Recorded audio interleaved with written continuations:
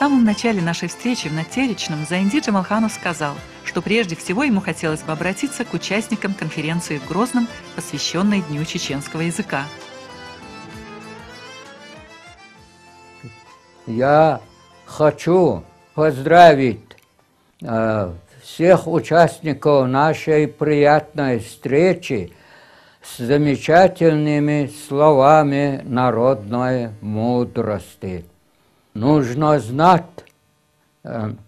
лучшая красота в мире – это душевная красота человека, красота человечности.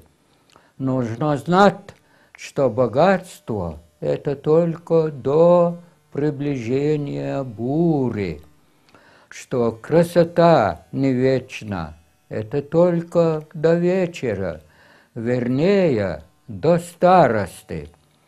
А чистое сердце, искренняя, верная дружба, человечность на земле и любовь к людям – это вечность, это без границ.